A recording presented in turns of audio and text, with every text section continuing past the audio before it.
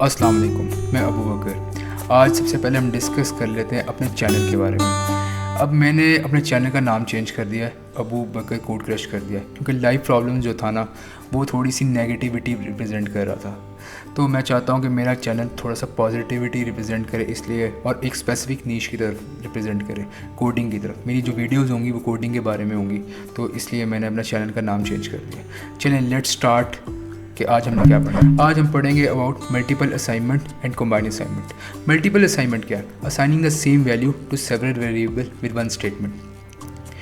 a is equal to B, B is equal to C, C is equal to D और D is equal to 10।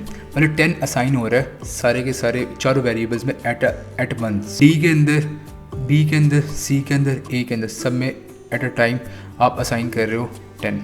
उसके बाद combined assignment क्या है? Combined assignment है number is equal to number -5। दोनों तरफ variables आ रहे हैं, number is equal to number -5। जब एक ही वेरिएबल दोनों साइड्स पे आ रहा है इक्वेशन के, इसको कहते हैं कंबाइंड असाइनमेंट। और इसकी एक शॉर्ट फॉर्म भी है, लेकिन इससे पहले मैं आपको बता देता हूँ कि ये इसकी एग्जांपल्स बता देता हूँ। Number is equal to number -5 और दूसरी एग्जांपल है number is equal to number +5। Variable is coming on both sides. और दूसरी स्लाइड में देख लेते हैं हम इसकी क्या। अब operator plus equal to x plus is equal to 5। x plus is equal to 5 का क्या मतलब है? पहले x में प्लस हो रहा है 5 और असाइन हो रहा है x के अंदर ही। ये इक्वलेंट है x is equal to x plus 5 के। फिर minus equal to y minus is equal to 2, y is equal to y minus 2। उसके बाद multiplication equal to z multiply equal to, ये हो रहा है z multiply equal to 10। z multiply हो रहा है 10 से, फिर असाइन हो रहा है z को। उसके बाद इसका क्या लिखा हुआ है? z is equal to z multiply by 10 equivalent है। फिर division equal to z divide हो रहा है 10 से और फिर असाइन हो रहा है z को। ये इसमें भी वही है, z is equal to z divide by 10। फिर लास्ट में आता है modulus equal to z mod 3। z का पहले मॉड लिया 3 से, फिर उसको z के इक्वल टू असाइन कर दिया। ये सारी एग्जांपल्स हैं। अब इसकी हम एक प्रैक्टिकल इम्प्लीमेंटेशन करके देखते हैं। एक क्वेश्चन कर लेते हैं ताकि आप लोगों के लिए थोड़ा सा आसान हो जाए। मैं आपको क्वेश्चन बताता हूँ, ये देख लें। अब प्रैक्टिस क्वेश्चन क्या है? The program tracks the inventory of 3 visit stores. अब 3 विजिट स्टोर्स हैं, ठीक है, that are open at same time. 3 visit store open हुए हैं सेम टाइम पे। Each store has the beginning same number of visits in inventory. जो beginning inventory है ना वो उनकी सेम है।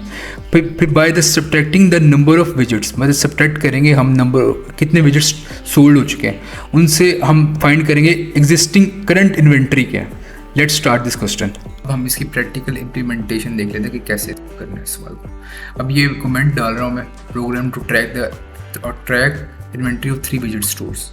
उसके बाद open at the same time, e store started with the same number of visits. Same number of beginning inventory आपकी same होगी, ये याद रखना मेरी बात।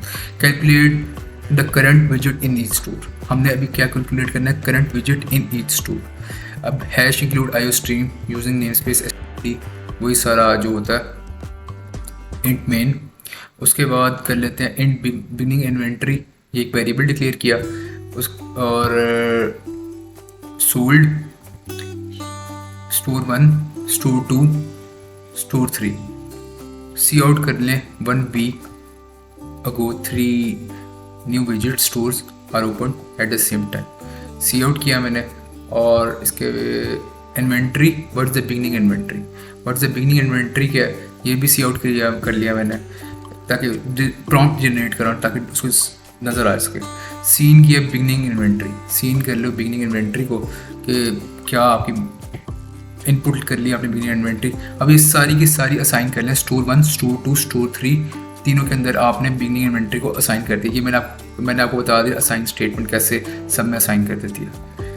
अब इसके बाद कर लेते हैं हम, सी आउट किया how many visit store 1 sold, कितने विजिट स्टोर 1 ने सोल्ड करे, प्रॉम्प्ट जनरेट किया। फिर सीन कर लिया, इनपुट ले सोल्ड, कितने सोल्ड किया जी। स्टोर 1 में store 1 is equal to store 1 minus equal to sold, क्या हुआ? स्टोर 1 में से आपने माइनस कर लिया सोल्ड और असाइन कर दिया स्टोर को, स्टोर 1 को। फिर यही हम काम सी आउट स्टोर 2 में भी करेंगे और स्टोर 3 में भी करेंगे। ये मैं करके दिखाता हूँ आपको।